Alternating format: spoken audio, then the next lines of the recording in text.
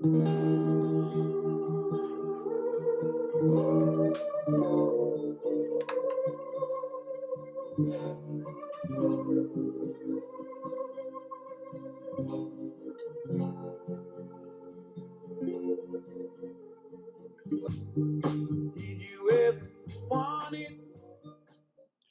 bom dia.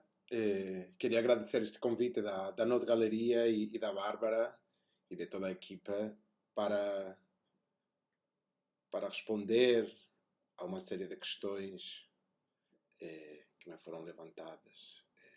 A Bárbara insistiu, fez fincapé em que eu fosse provocador, como sempre provocador. E acho que o que eu quero provocar é novas amizades e novas vinculações neste campo tão amplo como é o campo da arquitetura. Por isso, vou tentar ser o mais breve possível e, sobretudo, não fazer afirmações muito profundas, porque eu acho que temos que aprender a entender a improvisação, a mudança completa de pensamento, esse processo inteligente de aprendizagem e de ensino, né? Como um contínuo, né? Portanto, eu coloquei esta musiquinha que abre aquela série que se chama Big Little Lies para simplesmente questionar que às tantas estamos a conviver com uma série de conceitos que antigamente foram grandes verdades científicas e grandes embasamentos da nossa própria profissão, que é essa arquitetura, né? E que hoje em dia as tantas viraram não mentiras, senão pequenas grandes mentiras. Né? Assim que desde esse confinamento, no qual eu me rodeio de plantas, dos meus objetos do cotidiano, para o qual eu olho cada vez mais, né? Uma vista para a cozinha, os meus recortes, livros, rodeado de tecnologia, né? iPad, iPod, tudo isso, que até fica um pouco chato, né? Parece que somos uma espécie de robôs, né? Que somos uns androides rodeados de todas estas coisas. E sobretudo com esse ambiente tóxico, né? essa atmosfera tóxica para a qual já não podemos nem respirar, temos que sair para a máscara, com a máscara para a rua para não poder comportar-nos livremente, quer dizer, parece que não podemos estar à flor da pele e há essa sensação de respirar a pleno pulmão foi-nos negada, né? Então é desde essa reflexão quase atmosférica que preparei umas perguntas, porque eu acho que às tantas é um pouco arrogante, né? Mas eu acho que sempre me interessam mais as perguntas do que as respostas. E eu me localizei num lugar de perguntar, né? De questionar. Né? As tantas podem ser provocações, não podem ser provocações, mas eu todos os dias que estou no escritório, aliás, escritório não, um laboratório de projetos, e estou nas aulas com os meus alunos, que já não são aulas, são também uns laboratórios de pensamento, me questiono que arquiteto sou hoje, que professor de projeto sou hoje e que arquitetura vou pensar com os meus alunos e alunas hoje. Né? Então, essa inquietação, né? Esse desassossego, né? É contínuo. Né? É todos os dias. É uma espécie de quem sou eu hoje, ou que arquiteto sou eu hoje, ou que arquiteturas vamos a improvisar hoje na aula. Né? Então, preparei 20 perguntas rápidas e espero que vocês não se questionem. Isto não é uma questão de um questionamento de nenhum quiz também. Isto não é um teste. No final não vamos aparecer com você 90% ou 32%, como agora tudo é percentagens, né? Mas são uma série de leituras e reflexões que traduzi em perguntas. E espero que sejam interessantes. E se não são, bom, pelo menos perdem um tempo. Aí, tá bom? Bom, a primeira pergunta para mim é muito clara, que é hoje em dia, nesta situação onde como estava a dizer antes, não podemos respirar bem, nem o respirar está garantido, Queria saber o que vocês pensam sobre qual é o âmbito da ação e reflexão da própria arquitetura. Onde pensa a arquitetura? No meio de que pensa a arquitetura? Uma segunda pergunta seria que se a complexidade, a totalidade, a completude é o nosso campo de análise e transformação, quais são os dados que manejamos para estabelecer as nossas estratégias projetuais? Ou seja, quais são os ingredientes que utilizamos para reativar esta complexidade, né? estes pequenos recintos geográficos onde trabalhamos. Uma outra, isto vem de uma afirmação que para mim tem sido uma reflexão durante todos estes anos, é que se tudo acontece no espaço, e é sabido que tudo acontece no espaço, já não existem espaços. A palavra espaço perdeu seu peso como vou construir espaços. Estamos construindo um espaço. Não, desculpa, o espaço está lá, né? Então, se tudo acontece no espaço, a minha pergunta é, quando vamos abandonar a tridimensionalidade, né, e a sua abstração como ingrediente fundamental das nossas arquiteturas? Será que vamos já superar isso em algum momento? Será que vamos conseguir mergulhar numa nova complexidade além do meramente espacial? Isto é uma mentira, daquelas pequenas grandes mentiras que é tenebrosa, né? Acho que precisamos de uma nova definição. Portanto, eu acho que é mentira esta de que a arquitetura é a arte de construir edifícios. Isso é uma grande mentira. A outra pergunta é, construímos espaços ou simplesmente traduzimos a energia que ocupa esses vazios? Será que isso que nós chamamos de espaço não são, como fala Alison e Peter Schmidson, vazios carregados de energia? Como é que vocês traduzem essa energia? Outra pergunta é, se durante todo o século XX se assentou e se dissertou sobre a ideia de paisagem, não será que essa paisagem é um agente passivo? Desde a criação da câmara fotográfica, que já nos envolve, como este vídeo que me está a gravar agora, né? Já nos envolve dentro dessa paisagem e já consegue retratar um ato de respirar, um ato de refletir um ambiente, né? Eu queria, claramente, esta pergunta é se a paisagem contemplativa não foi superada pela experiência direta do ambiente. Não será que temos que deixar de falar de paisagem para começar a entender numa manipulação direta do nosso contexto? Outra mentira diz que o ser humano, 82% dos seres humanos vivem em cidades. E aí onde vem a mentira, porque eu acho que essa afirmação vem 82% ou cada vez mais, né? Mas é que eu acho que os seres humanos não vivem em cidades, porque a cidade já é uma palavra velha, a cidade é um conceito velho, né? Eu lembro quando comecei a estudar que ainda se separava entre urbano, urbanizável e rural, né? Então, se a cidade é uma palavra velha, não será que a própria arquitetura que está agarrada a essa palavra também é um conceito velho? Qual seria a palavra para denominar esta profissão dentro de um âmbito um pouco mais complexo? Essa é uma pergunta que me questiona, né? Porque se vamos a um âmbito um pouco mais alargado, né? Um pouco mais geográfico, né? No qual, partindo de um clima, estudamos os biomas e os ecossistemas que se instalam nesses biomas, podemos continuar falando de arquitetura de cidades ou teríamos que falar de uma técnica de ecossistemas? Hoje, mais do que nada, com este vírus, né, temos uma grande mudança sobre o conceito da intersubjetividade. Né? O intersubjetivo mudou, está alterado. É isso que nos produz um desassossego. Né? Assim que essa relação histórica binomial, né, do eu e o outro, do objeto e o sujeito, e do ser e da natureza, do ser humano e da natureza, trabalha com as lógicas do sentido, né, desse conceito de estrutura. que desenvolve o Gilles Deleuze na sua lógica dos sentidos. Mas será que não temos que passar para uma lógica de umas sensações? Ou seja, será que essa intersubjetividade binomial não teria que passar para uma baseada em fenômenos triangulares de trípticos? Ou que o mesmo, esse pragmatismo da estrutura não acaba com os processos criativos de essa relação de três entre o ser humano, seu contexto, e um outro espaço que às tantas é onde poderíamos chegar a trabalhar?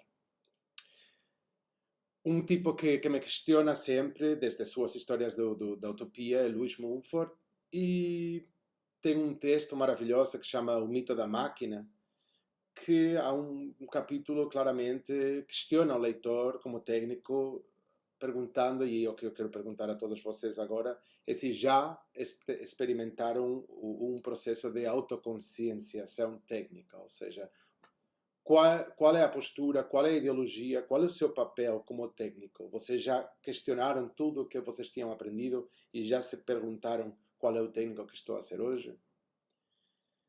Perante essa pergunta, a minha outra pergunta a seguir é: construir ou montar? Cavernas ou cabanas? Não será que poderíamos já sair de umas cavernas, né? E deixar de proteger-nos, né? E interactuar, dialogar, estabelecer outros diálogos, né? Com o que nos rodeia? Ou será que nós não estamos no meio daquilo que nos rodeia?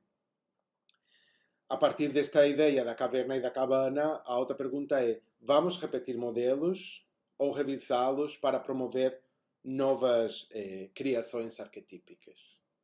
Não será que a cabana já acabou, a caverna já acabou e o arquétipo poderia começar a surgir de outras instalações no ambiente, de outras transformações na geografia? Quando é que vamos ir estudar nos nossos laboratórios arquétipos baseados numa instalação mais temporária, mais nômade? Quase que desapareceu, porque a história da arquitetura está feita sobre aquelas figuras, modelos ou exemplos que resistiram ao passo do tempo.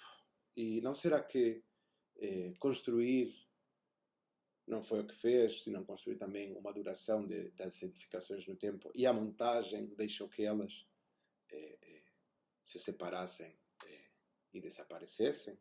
Ou seja, vamos repetir modelos ou vamos questioná-los? Claro que automaticamente desponta outra pergunta, que é: conseguimos trabalhar longe da lógica geométrica? Quando olhamos para tudo o que aconteceu no século XX, vemos que a lógica geométrica, da abstração geométrica, dos cubismos, dos construtivismos, dos bauhausanismos, trabalhavam todos numa lógica muito geométrica, né? E a minha pergunta é que essa abstração muitas vezes se afastou da própria abstração do mundo abstrato da vida real, né? Todos os surrealismos, quando vemos todos os surrealismos, né, baseados nos cotidianos, né, nos objetos do cotidiano, se aproximavam muito do nosso dia a dia. É engraçado como hoje em dia, por muito que deixemos de estar ou sair um pouquinho para a rua, estamos completamente confinados num espaço onde os objetos da nossa casa já estão a falar sozinhos, né? Ou seja, já vemos outras realidades, né, que convivem conosco, né?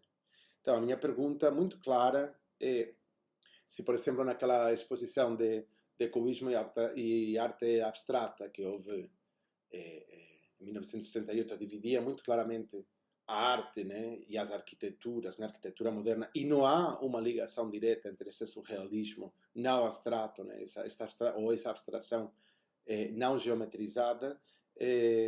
A minha pergunta é: vamos superar essa abstração do século XX ou vamos continuar a olhar a esse passado sem criticá-lo, né? Tanto olhamos para um pavilhão de Barcelona ou olhamos, por exemplo, para um ready-made, qualquer ready-made do Marcel Duchamp? Aí claramente vem outra pergunta clara, que é: onde a arquitetura procura novas perguntas? Ou seja, o que inquieta a arquitetura hoje em dia? Onde estão os campos de investigação da arquitetura? Desde onde se questiona, desde onde se vê questionado? Aí claramente trago um texto muito bonito do Moholy-Nagy, que ele publicou no seu livro A Vision in Motion, e que chamava-se A Função da Arte. E ele claramente falava que se a arte possui duas funções fundamentais, uma social e uma biológica.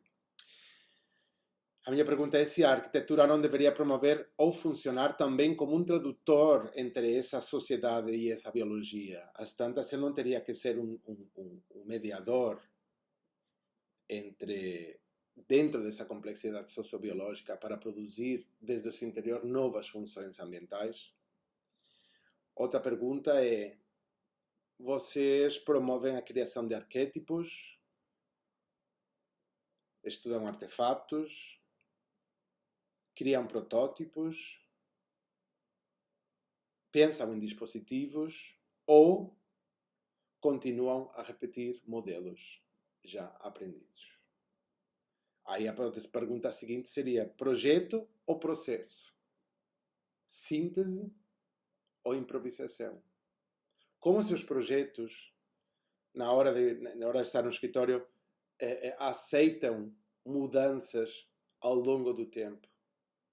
São fechados no momento em que se constroem, ou eles têm capacidade de se flexibilizar desde que já foram pensados como um processo de mudança? Não será que a nossa única constante que temos é o câmbio? Aí claramente o que eu estive a falar é: vocês têm escritórios de arquitetura, oficinas de arquitetura ou laboratórios de arquitetura? Ou o que é melhor, vocês têm escritórios de construção ou laboratórios de montagem? A arquitetura sempre esteve muito trabalhando com agentes externos para se alimentar, para resolver os seus problemas, mas eu penso numa ideia muito clara, que a arquitetura hoje em dia, se ainda existe essa pergunta, né, ou essa disciplina, né, que é a arquitetura, não será que ela teria que começar a localizar-se como um mediador entre disciplinas? Vocês não pensam que poderia ser um bom elo entre diferentes disciplinas? Ou pelo menos ela não deveria deixar de falar a sua língua para falar outras línguas e poder conectar-se com o resto das disciplinas que estudam, observam e transformam esta complexidade? Aí outra questão muito clara, que para mim é básica, é que se não questionamos os modelos anteriores, continuamos a repetir programas. Portanto, a minha pergunta é: as suas arquiteturas se baseiam em programas ou promovem programações? Qual é a temporalidade? Porque um programa já aceite cria uma nova arquitetura? Não, ele repete arquiteturas. Mas e se em vez de pensar em programas, pensássemos em programações? E se os programas também devem ser questionados para criar novas programações? Não será que daí podem surgir novas arquiteturas, novos dispositivos? E para terminar, que não queria chegar aos 20 minutos, eu sinto que desde há muito tempo que estamos a presenciar um ressurgimento dos historicismos. Parece que estamos nos neogóticos, nos todos, né? Mas agora estamos baseados, esses neo-historicismos estão todos baseados em experiências no século XX. Então, eu queria perguntar, se já estamos em 2020, vamos para 1920, naquelas vanguardas, entre aspas, né? Mas que foi um momento de ressurgir, de pura emergência, né? Eu queria perguntar até quando vamos continuar a fazer estes ismos, estilismos, né? Que abro uma revista, ou vejo um site, ou vejo um concurso, e vejo que os mesmos panoramas linguísticos, porque acho que estamos numa crise de linguagem poderosíssima na arquitetura. Aliás, acho que a arquitetura já está em crise desde há bastante tempo. E a minha pergunta é: quando é que vamos a superar estes historicismos e vamos realmente a entender que temos que criar uma nova disciplina? Então, eu sei que são perguntas bem tontas, mas são as que me me perseguem por aí, me perseguem. É assim que vou deixar estas pequenas questões. Eu acho que cada vez mais o arquiteto tem que entender que estamos mais conectados com a transformação geográfica, que estamos mais do que nunca conectados com a literatura, onde os nossos projetos não são mais do que o que deveriam ser, o que poderiam promover novas narrativas ambientais e sobretudo, que já não podemos continuar a viver isolados. Portanto, se o Luís Mumford nos fala desta consciência técnica, se vamos àquele revival da arquitetura do William Morris, que foi um motor da reflexão, se voltamos à integração das artes que foi promovida na Bauhaus, aquela Bauhaus, e que foi retomada de maneira muito experimental, por exemplo, em 1956, né, na exposição This is Tomorrow, em Londres, né? A minha pergunta clara é: quando é que vamos falar seriamente para entender quais são ou quais deveriam ser as novas estruturas para esta nova normalidade? Então, deixo um abraço e bom, estamos por aqui a pensar.